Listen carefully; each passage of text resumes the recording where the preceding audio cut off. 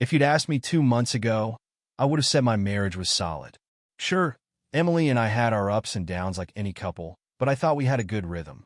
She was the steady one, the calm in the storm, and I was the joker, the guy who kept things light even when life got heavy. That's why, when things started to change, I didn't see it at first. Or maybe I didn't want to. It started small. She'd always been a night owl, but now her late-night scrolls on her phone seemed to have more purpose. Her laughter, once shared, was muffled behind a hand. Just a dumb meme, she'd say when I asked. At first, I believed her. Why wouldn't I? Then there were the errands. I'm heading out to Target, she'd announce, grabbing her keys. These trips got longer and more frequent. She'd come back with just a single bag, nothing to show for the hours she was gone. Still, I ignored it. Emily was a grown woman. If she needed space, I figured she could have it. Jason, my son from my first marriage, had moved in with us about 6 months ago after finishing college. He was 22, figuring out his life, and I was thrilled to have him around again. Emily had been supportive too, or at least I thought so. She'd always been kind to Jason, but lately something about their dynamic felt off. Jason was quieter now, avoiding me more often than not. He'd linger in the kitchen when Emily was there, their voices dropping to whispers when I entered. I chalked it up to nerves. Maybe he felt like a guest under our roof, even though I tried to make him feel at home. The first real nudge came from Mark, my oldest friend. Over beers at his place, he leaned back in his chair and said, "Hey, don't take this the wrong way, but Emily's been out a lot." Huh? I shrugged. Yeah, I guess.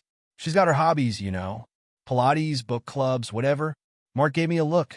Sure, hobbies. But you know about that coffee shop on Main Street, right? I frowned.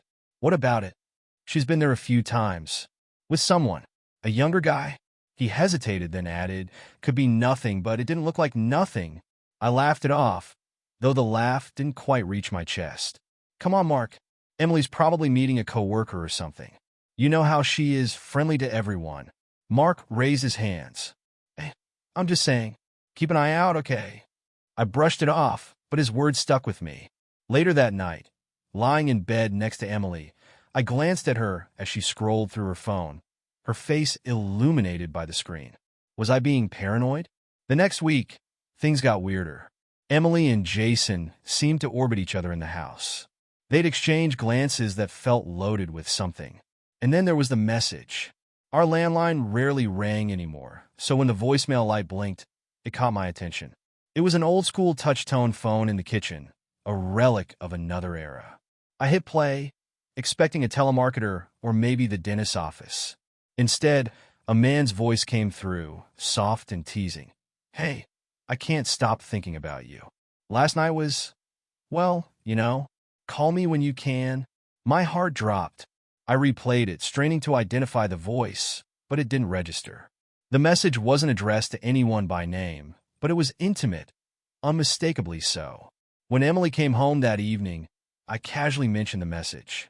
Weird voicemail earlier, I said, watching her reaction. Sounded like someone left it by mistake.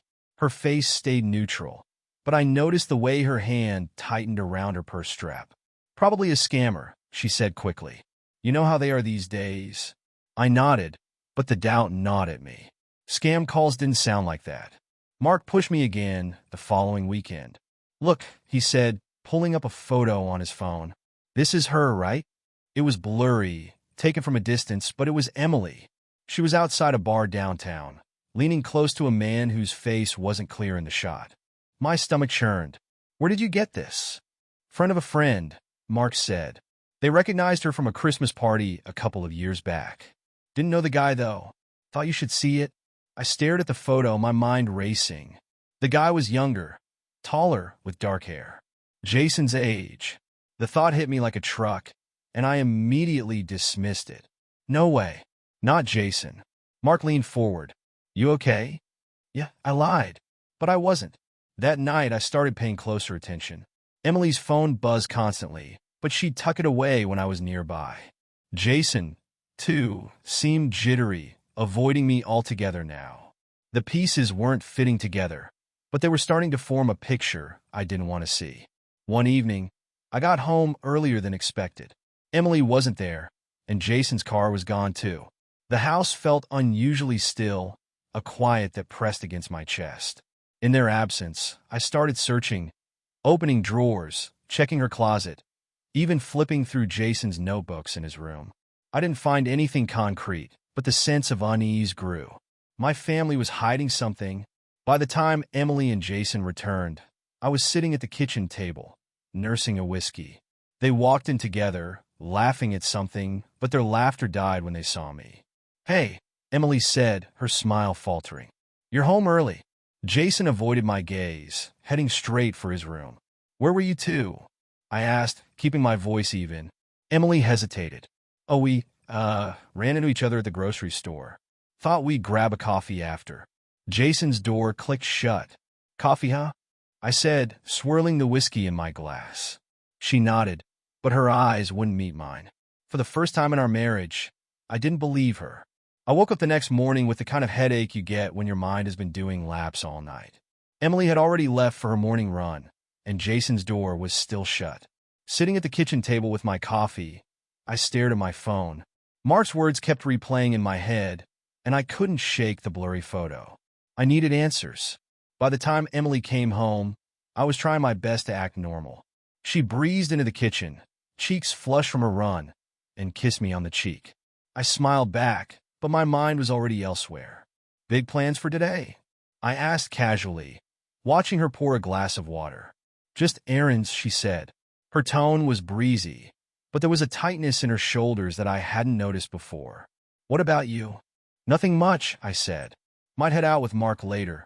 She nodded, grabbing a towel to dab the sweat off her face, and then headed upstairs. Later that afternoon, I texted Mark. "Me, you still got that photo?" "Mark, yeah."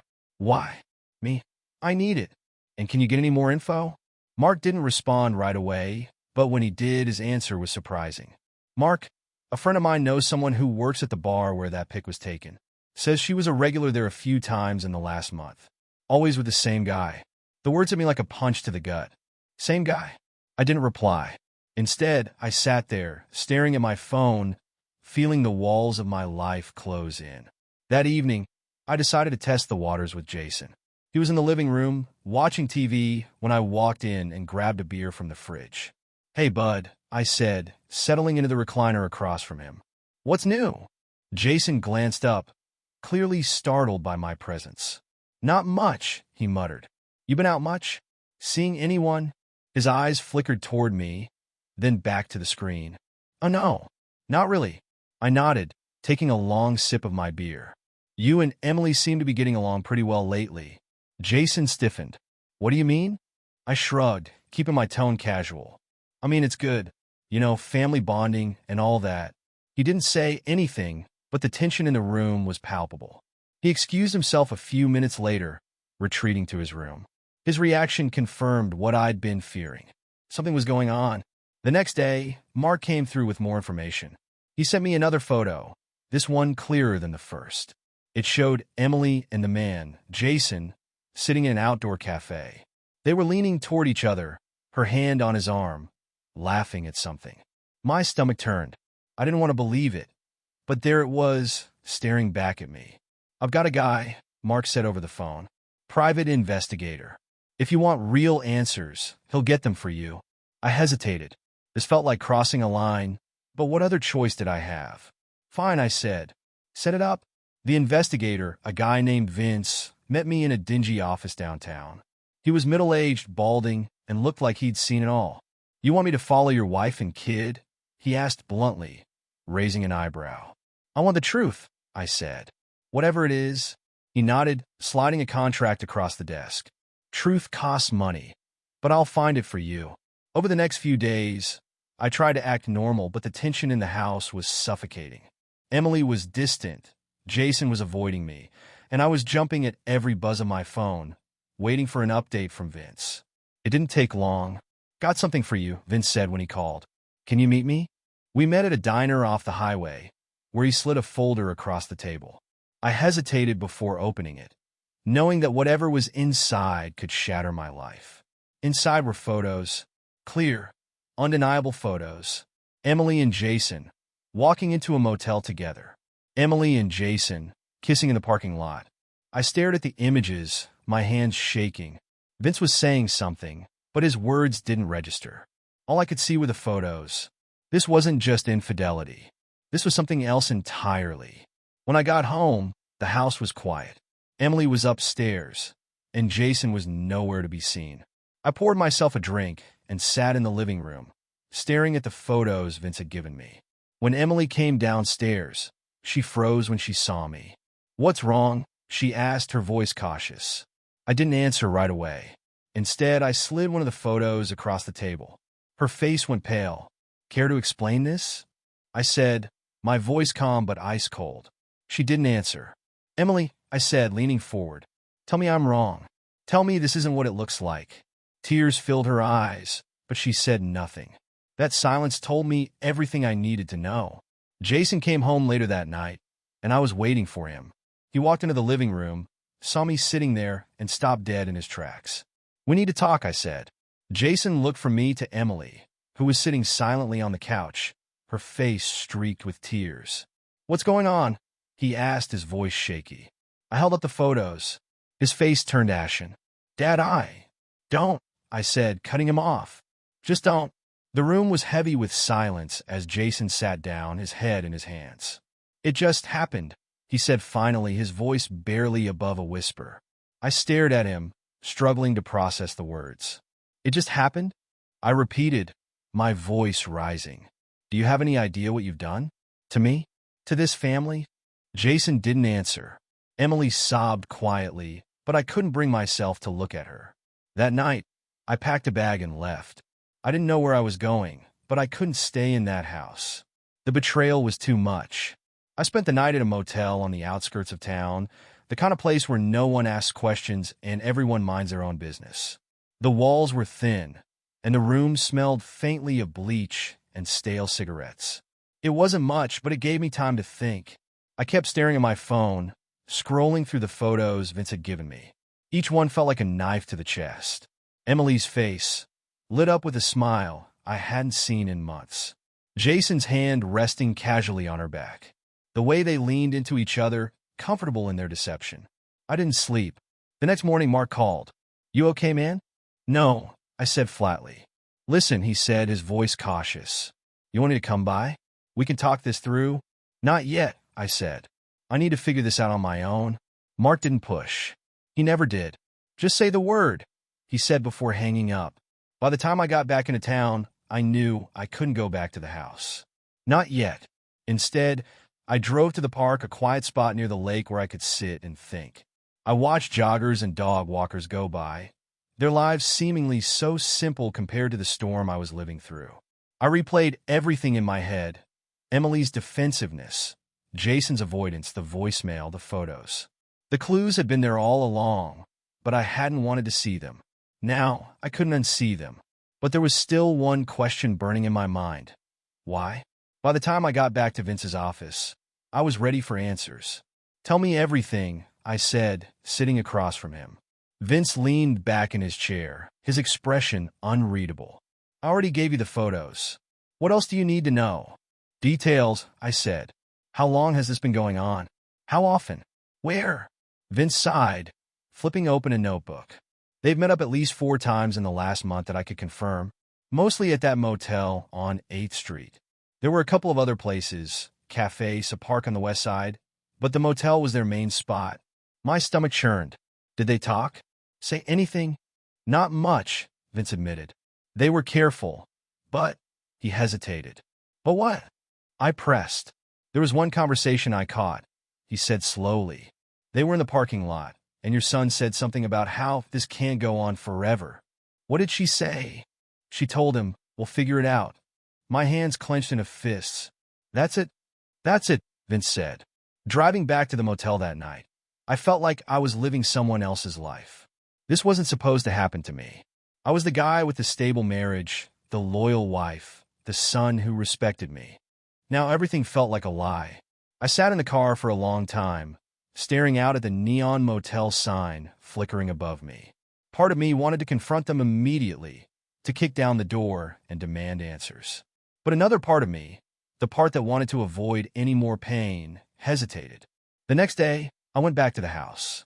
Emily was in the kitchen when I walked in, and her face went pale when she saw me. "You're back," she said, her voice trembling. "Yeah," I said, my tone cold. "We need to talk?" She didn't respond, just stood there clutching the edge of the counter. "Where's Jason?" I asked. "He's out," she said quietly.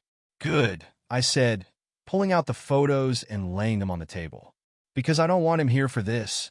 Emily stared at the photos, her face crumpling as tears streamed down her cheeks. "Ryan, don't," I snapped, cutting her off. "Don't insult me with excuses." She sank into a chair, burying her face in her hands. "It wasn't supposed to happen," she sobbed. "What does that even mean?" I demanded, slamming my hand on the table. "How does something like this just happen?" "He's my son, Emily." "My son?" She looked up at me, her eyes red and swollen. "I don't know," she whispered. "It just Jason was there and we started talking more and I don't know." I stared at her, disgusted. "You don't know? That's your explanation? You destroyed our family, and you don't know why." Emily sobbed harder, but I couldn't find an ounce of sympathy for her. When Jason came home later that night, I was waiting for him. He froze in the doorway when he saw me. "Dad," he started, but I held up a hand to stop him. "Sit," I said, my voice cold. Jason sat, his shoulders hunched, looking more like a scolded child than a grown man. "You want to explain yourself?" I asked. Jason hesitated, then said, "I didn't mean for it to happen." "Stop saying that," I yelled, slamming my fist on the table. "You didn't mean for it to happen, but it did." "How? Why?" Jason looked down at his hands, his voice barely above a whisper. "I don't know. It just felt right at the time." I stared at him, dumbfounded. "Felt right? Are you kidding me?" Jason didn't answer, and the silence stretched on, heavy and suffocating. That night, I packed a bag again and left. I didn't know where I was going, but I couldn't stay in that house. Not with them. As I drove aimlessly through the city, I couldn't help but wonder, was this the end of my family? Or was there some way to piece it back together? I spent the next 3 nights at a cheap motel just off the highway. Each morning, I woke up with the same heavy knot in my chest, my mind playing the same reel of betrayal on a loop. I avoided my phone. Emily had called a dozen times, and Jason had texted twice, but I couldn't bring myself to respond. Mark eventually tracked me down. I told him where I was staying when I left the house, and he showed up one afternoon with a 6-pack of beer and a grim expression. "You look like hell," he said, dropping the beer on the table and sitting across from me. "Feel like it too," I muttered, cracking open a can. He leaned back, studying me. "So, what's the plan? You can't stay here forever." I took a long swig of beer before answering. "I don't know," I said honestly. "I can't go back to that house, not with him there." Mark sighed. "Ryan, you need to figure this out. Either confront it head-on or cut your losses and move on. But sitting here in this dump isn't going to solve anything." I stared at him, the weight of his words sinking in. He was right. As much as I wanted to avoid it, I couldn't live in limbo forever. The next morning, I finally picked up the phone and called Emily. She answered on the first ring. "Ryan," she said, her voice trembling. "I'm coming over," I said, cutting her off. "We're talking about this." "All of it." She hesitated. "Okay, I'll be here." When I pulled into the driveway, the house looked the same as always, calm, welcoming. But now it felt like a facade, a hollow shell of the life I thought I'd built. Emily was waiting in the kitchen when I walked in. She looked like she hadn't slept in days. Her eyes were red and swollen, her hair pulled back in a messy bun. "Where's Jason?" I asked, not bothering with pleasantries. "He's out," she said quietly. "Good," I said, sitting across from her. "Because I don't want him here for this." She nodded, her hands trembling as she clutched a mug of coffee. "Start talking," I said, my voice cold. Emily took a deep breath, her eyes filling with tears. "I don't know what to say, Ryan. I never wanted this to happen." "Stop saying that," I snapped. "You're not a teenager who made a stupid mistake. You're a grown woman. My wife and Jason? He's my son, Emily. My son." Her face crumpled, and she broke into sobs. "I know," she whispered. "I know it's wrong. I hate myself for it." "Then why?" I demanded. "Why did you do it?" She shook her head, unable to meet my eyes. It just happened. Jason was there, and we started talking more, and I don't know. It felt different. Different? I repeated, disgusted. You mean better than me? No, she said quickly. Not better. Just different. I can't explain it. I stared at her, my anger boiling over. Do you have any idea what you've done? To me? To Jason? To this family? Emily sobbed harder, but I couldn't bring myself to feel sorry for her. Jason came home later that evening, and I confronted him in the living room. He looked like he'd been dreading this moment, his shoulders slumped and his face pale. Sit down, I said, my tone leaving no room for argument. He sat, avoiding my eyes. Start talking, I said. Jason hesitated, then said, I didn't mean for it to happen, Dad. I swear. Don't, I snapped. Don't give me that same excuse. You didn't mean for it to happen, but it did. How? Why? Jason looked down at his hands, his voice barely above a whisper. I don't know. We started spending time together, and things got complicated. Complicated? I repeated, my voice rising. You're my son, Jason. She's my wife. This wasn't some random stranger. This was my family. Our family. Jason flinched at my words, but he didn't respond. You destroyed everything, I said, my voice breaking. Do you even realize that? Do you even care? Jason finally looked up, tears in his eyes. I do care, Dad. I'm sorry. I never wanted to hurt you. Well, congratulations, I said bitterly. You did. That night, I told both of them that I couldn't stay in the house. Emily begged me not to leave, but I couldn't stand to be around them. I need time, I said, grabbing my bag. I need to figure out what the hell I'm supposed to do now. As I walked out the door, Jason called after me. Dad, please. Don't hate me. I didn't respond. I didn't have the words. I ended up at Mark's place that night, collapsing onto his couch with a heavy sigh. He didn't say anything, just handed me a beer and sat down next to me. What now? He asked after a long silence. I shook my head. I don't know, I said honestly. I don't even know where to start. You're going to figure it out, he said, his voice firm. You're stronger than this. I wasn't so sure.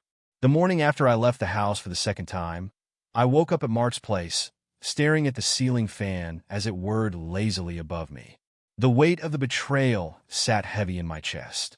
I'd hoped that some distance would bring clarity, but all it did was deepen the ache. Emily had called a dozen more times. Jason had texted me again, this time pleading for a chance to explain himself. I ignored them both. Mark walked into the living room, holding 2 mugs of coffee. You look like you could use this, he said, handing me one. Thanks, I muttered, sitting up. Mark sat across from me, his expression serious. So, what's the plan? I shrugged, staring into the coffee. I don't have one. Well, you can't avoid them forever, he said. You need to figure out what you want. Are you going to fight for your marriage? Or are you walking away? His words hit me hard. I hadn't thought about it in those terms yet. Part of me wanted to burn everything to the ground and start over. But another part of me, the part that had spent years building a life with Emily, wasn't ready to let go. I don't know, I said finally. I don't know if there's anything left to fight for. Mark didn't push me further, but his words stayed with me long after he left for work. Later that day, I finally picked up my phone and called Emily. She answered immediately, her voice shaky. Ryan, she said, thank God. I've been so worried about you.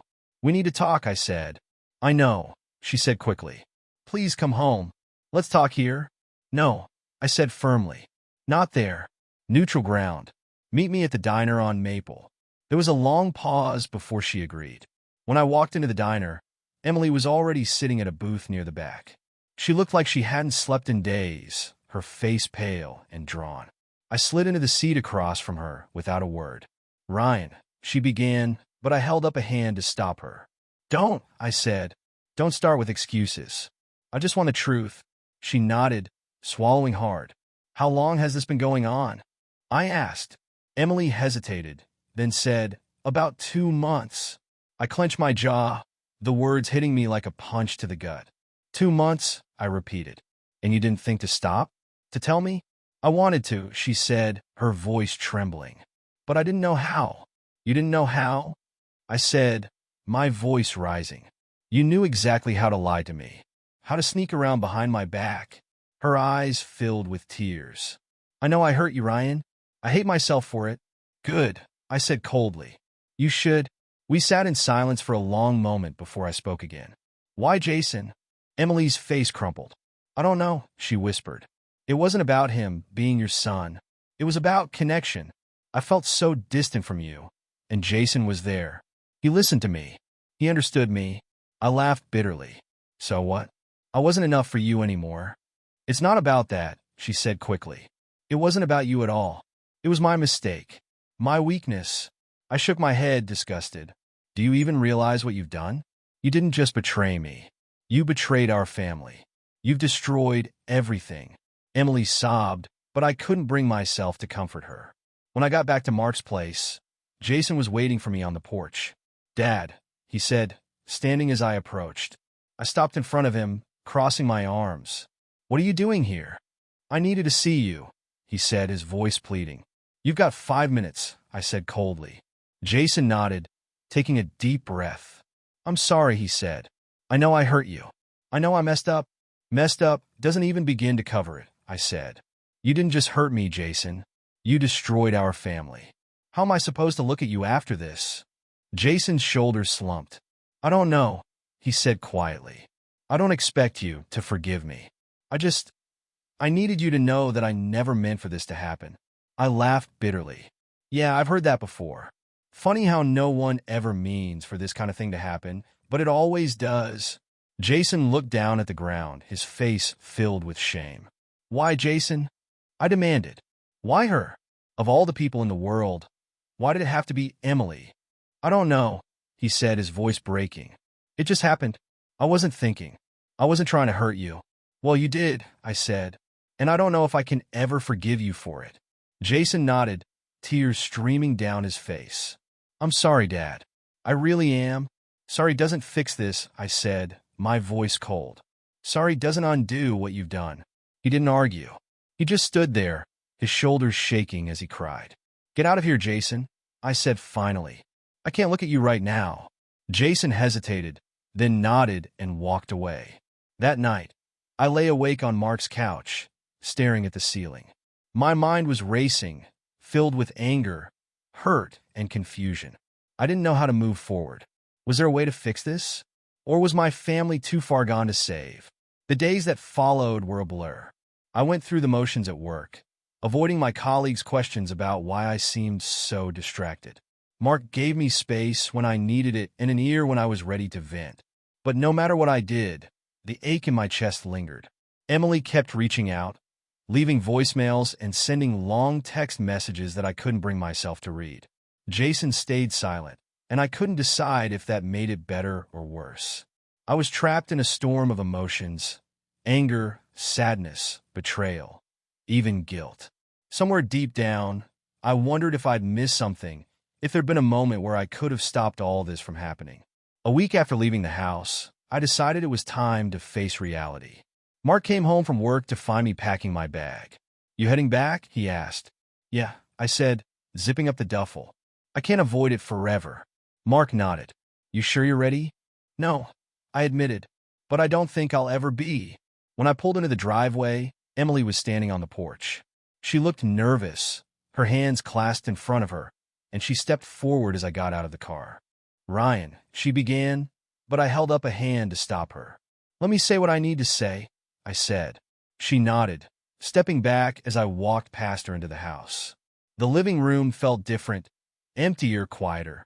Jason's absence was palpable, though I hadn't asked Emily if he was still living there. I sat down on the couch, and Emily sat across from me, her hands trembling in her lap. First of all, I said, I'm not here to make any decisions right now. I'm here to talk, to figure out what happens next. Emily nodded, her eyes filling with tears. But I need you to understand something, I continued. What you did, what you and Jason did, has broken something in me. Something I don't know if I can ever repair. She started to speak, but I stopped her. Let me finish, I said. I loved you, Emily. I trusted you. And you betrayed me in the worst way imaginable. I don't know if I can ever forgive you for that. Emily sobbed, covering her face with her hands. And Jason, I trailed off, shaking my head. I don't even know where to start with him. He's my son, Emily. My son. How could you let this happen? She looked up at me, her face streaked with tears. I don't know, she whispered. I was selfish. I was lonely. And I made the worst mistake of my life. That's putting it mildly, I said bitterly. Over the next hour, we talked, if you could call it that. It was more of a post-mortem of our marriage, dissecting all the ways we'd gone wrong. Emily admitted that she'd felt distant from me for years, though she insisted that wasn't an excuse for what she'd done. I told her about my anger, my hurt, and my confusion. I didn't hold back, and by the end of it, we were both emotionally drained. When I finally stood to leave, Emily reached for my hand.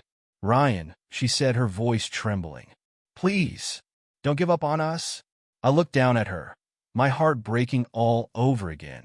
I don't know if I can come back from this, Emily, I said. But I'll try. For now, that's all I can promise. Jason reached out a week later, asking to meet. I agreed, though I wasn't sure if I was ready. We met at a diner on the edge of town, the same one where I'd confronted Emily. Jason looked like he'd aged 10 years since I'd last seen him. Thanks for coming, he said as I slid into the booth across from him. Don't thank me yet, I said. Jason nodded, looking down at his coffee. I don't even know where to start, he admitted. Start with the truth, I said. Why? How? He sighed, running a hand through his hair. I don't know, Dad. I really don't. It started out as nothing, just talking, hanging out. But then it escalated. That's not an explanation, I said. That's an excuse. Jason flinched, but didn't argue. I trusted you, I said, my voice shaking. I trusted both of you, and you threw it all away. I know, he said, his voice breaking, and I'll never forgive myself for it. I needed to say I'm sorry. I know it doesn't fix anything, but I needed you to know. I stared at him, torn between the anger and the love I still felt for him. Jason, I said finally, I don't know if I can forgive you. Not now, maybe not ever, but I'll always be your father. That doesn't change. Tears streamed down his face as he nodded. Thank you, he whispered. Months passed. Emily and I stayed separated, though we kept in touch. Counseling helped us talk through the pain, but the wounds were still raw. Jason moved out of town, and we spoke occasionally, though our conversations were strained. In the end, I didn't have a clear answer for how to move forward. Life doesn't wrap itself up neatly, no matter how much we want it to. But one thing was clear: nothing would ever be the same.